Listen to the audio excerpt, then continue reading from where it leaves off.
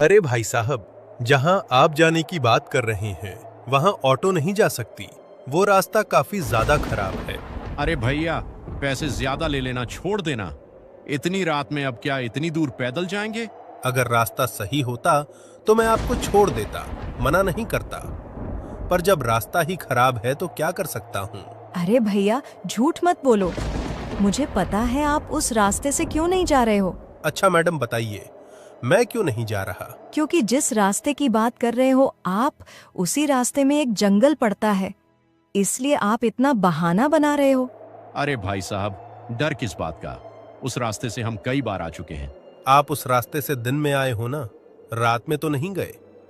दिन में आते हो तो पता नहीं चलता। अरे भैया, आप तो काफी डरपोक निकले। अरे मैडम जी, आपके साथ कोई दुर्घटना नहीं घटी ना, इसलिए आप ऐसा बोल रही हो। बातें तो काफी अच्छी बना लेते हो आप। आपको जैसा लगे मैडम।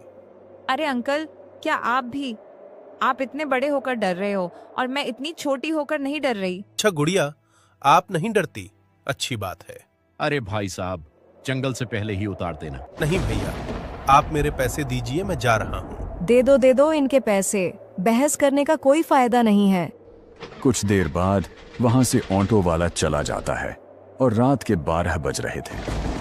मौसम भी खराब होने लगा था। हम पैदल ही चलते हैं क्योंकि उस रास्ते पर एक भी ऑटो नहीं आती। हे भगवान, अब इतनी दूर पैदल जाना पड़ेगा क्या? अब जाना तो पड़ेगा ना। पूरी रात यहाँ ऑटो का इंतजार तो नहीं कर सकते। हाँ, ये भी सही कह रहे हैं आप। अगर तुम कहो तो यहीं सुबह तक रुक जाते हैं। पापा, सुबह तक कौन रुकेगा इस रोड पर? मौसम भी खराब हो रहा है अब तो। मौसम भी धीरे धीरे खराब हो रहा है। अगर यहाँ रुके तो बारिश से परेशान हो जाएंगे। अंदर एक डर है कि जिस रास्ते से हम जाएंगे वह जंगल का रास्ता पड़ेगा। तो चलिए, फिर देर मत करिए। हाँ हाँ चलो।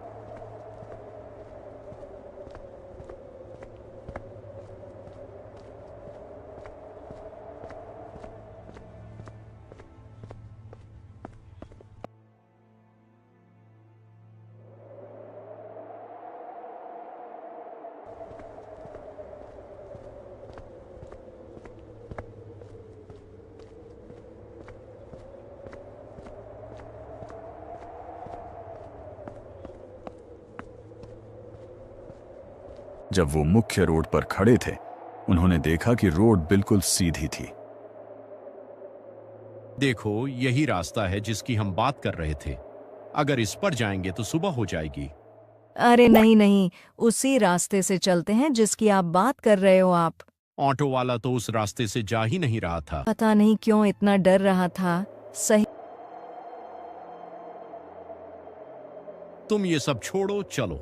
आगे से हमें जंगल की ओर मुड़ना है। दोनों हाईवे के रास्ते न जाकर जंगल के रास्ते निकल गए।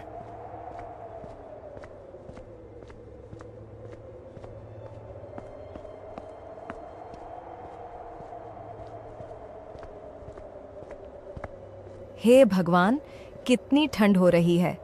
ठंड तो होगी ही, जैसे जैसे जंगल की ओर जाएंगे। हमने तो स्वेटर भी नहीं पहना है इतनी ठंड में। कुछ देर बाद हल्की फुल्की बारिश होना शुरू हो गई। ये बारिश भी आज ही आनी थी। बारिश को तो रोक नहीं सकते ना। जल्दी कोई छुपने की जगह ढूंढिए। हाँ, रुको, वहीं देख रहा हूँ। रात के अंधेरे में बारिश का कहर मानो दूर से कोई डर का इशारा कर रहा हो। थोड़ी देर बाद काफी तेज तेज बारिश होने लगी। बारिश ऐसे हो रही थी मानो छींक छींक कर कुछ बताना चाहती हो। अरे, ये बारिश कितनी तेज हो रही है। ऐसा लग रहा है कि पूरी रात बारिश होगी। अगर ऐसी बारिश होती रही तो हम रात भर के लिए यहीं फंस जाएंगे और यहाँ से सुबह ही निकल पाएंगे। अरे फिक्र मत करो, ये जंगल की बारिश है, आती है और तुरंत चली जाती है। कर तो नहीं लग रहा कि ये बारिश इतनी जल्दी जाने वाली है। अब क्या ही कर सकते हैं। अगर बारिश नहीं रुकी तो रात यहीं गुजारनी पड़ेगी। कैसी बात कर रहे हैं? यहाँ पर हम बीमार पड़ जाएंगे। एक तो ठंड, ऊपर से ये बारिश। रात के 1 बजे थे, पर बारिश का कहर बिल्कुल भी कम नहीं हुआ था। अब लगता है फंस गए हैं। आज की रात यहीं खड़े होकर गुजार। मैंने आपको पहले ही कहा था कि सुबह ही निकलते। हे भगवान, मुझे क्या पता था कि वो ऑटो वाला गांव के रास्ते से जाने को मना कर देगा। दोनों आपस में बहस कर रहे थे, पर कुछ देर बाद बारिश थम जाती है। भगवान का लाख लाख शुक्र है कि बारिश रुक गई। हाँ, सही कहा। आज तो बच गए, पर मौसम देखकर लगता है दोबारा बारिश आ सकती है। इससे पहले कि फिर बारिश आए, चलो यहां से निकलते हैं अब।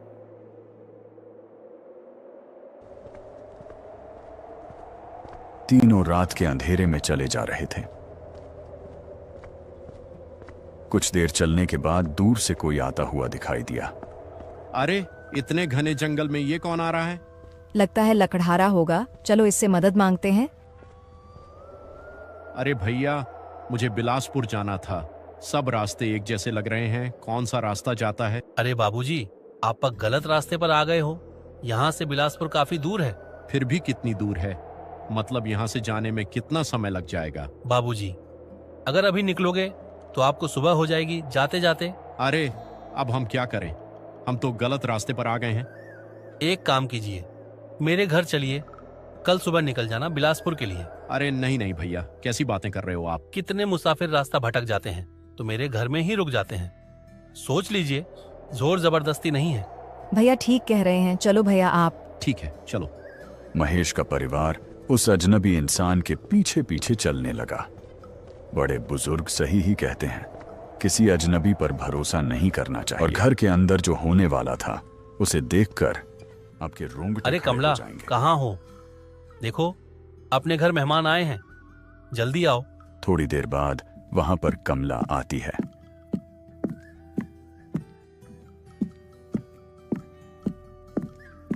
अरे ये कौन है जी? कमला, ये अपने गांव की ओर जा रहे थे। जंगल में अंधेरा होने के कारण रास्ता भटक गए। अच्छा हुआ आप इन्हें घर ले आए, वरना जंगल में पता नहीं कैसे कैसे खूंखार जानवर हैं। हाँ दीदी, अच्छा हुआ भैया मिल गए, वरना पता नहीं हम जंगल में कैसे रह पाते। हाँ, ये तो है। हमारे घर कितने मुसाफिर आ चुके हैं और यहाँ पर उन्होंने रात गुजार रखी है। वैसे दी, आप इस जंगल में क्यों रहते हो? मैं यहाँ लकड़ियाँ काटता हूँ और शहर में बेचता हूँ। अच्छा, आप इसीलिए जंगल में रहते हो? जब वे आपस में बातें कर रहे थे, कमला के चेहरे पर एक अजीब सी मुस्कान थी, मानो अब कुछ होने वाला हो। वैसे आपकी बेटी बहुत प्यारी है। इसका नाम अंजलि है। इसी को अस्पताल लेकर गया था, तभी इतना लेट हो गया। अरे भाई, आपकी बिटिया को क्या हुआ है? ठीक तो है ना? अब घबराने की कोई बात नहीं है, बस थोड़ा सा शरीर में दिक्कत था, दवाई से ठीक हो जाएगी। खड़ी खड़ी मुंह ही देखती रहोगी या कुछ खाने के लिए भी लाओगी? ठीक है जी, अभी लाती हूँ।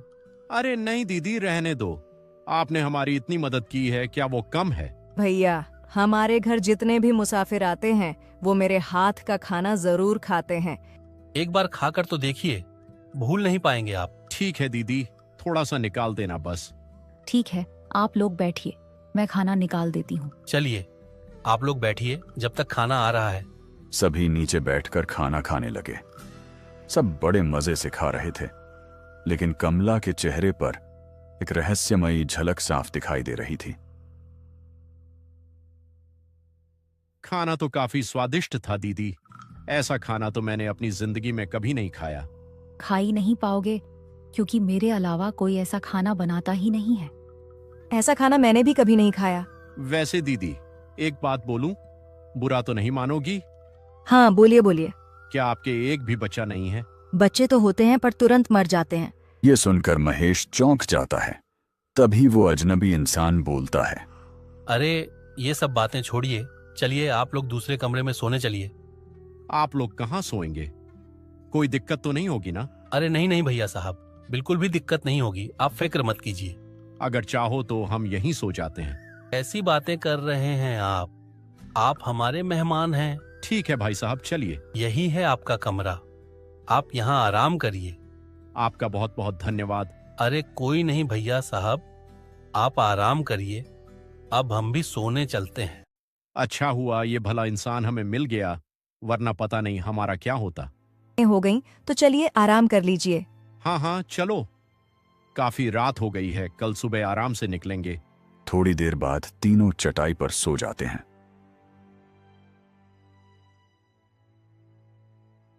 बाहर काफी ठंड हो रही थी।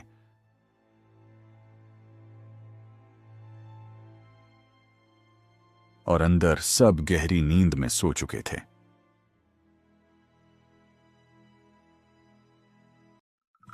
जब महेश की आंख खुलती है तो वह देखता है कि अंजलि गायब है। यह देखकर वह चौंक जाता है और इधर उधर देखने लगता है, लेकिन अंजलि कहीं दिखाई नहीं देती। तभी उसे खिड़की के बाहर से कुछ आवाजें सुनाई देती हैं। जब वह वहां से झांक कर देखता है तो उसके पैरों तले मानो जमीन खिसक जाती है।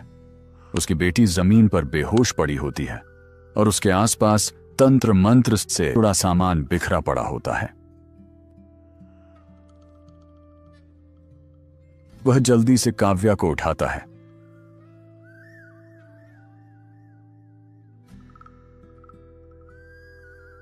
इतनी रात में क्यों उठा दिया? और ये अंजलि कहाँ है? अब हम बुरी तरह फंस चुके हैं काव्या। ये कैसी बात कर रहे हैं आप?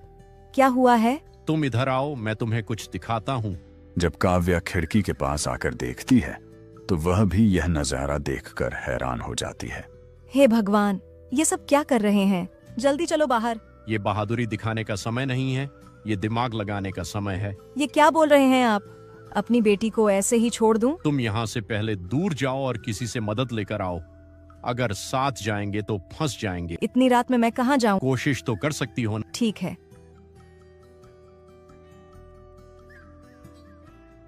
काव्या ने लोगों से मदद लेने के लिए वहां से भागी।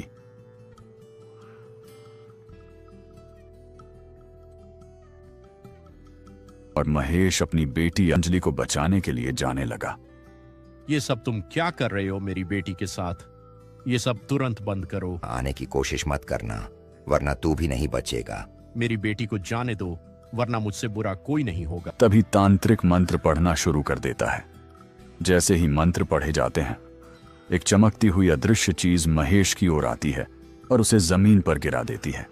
बोला था ना दूर रह, अभी तुझे मेरी शक्तियों के बारे में नहीं पता। और दूसरी तरफ काव्या को दूर कुछ किसान दिखे जो खेतों की रखवाली कर रहे थे। चाचा, मेरी मदद करो, मेरी बेटी खतरे में है, वो मार देंगे। क्या हुआ? इतनी रात को तुम्हारी बेटी के साथ? वो मार देंगे, जल्दी चलिए, वरना मेरे पति और बेटी को वो मार देंगे। ठीक है, चलो, हम तुम्हारी बेटी और पति पर एक भी आंच नहीं आने देंगे। गांव वाले काव्या के पीछे पीछे जाने लगे।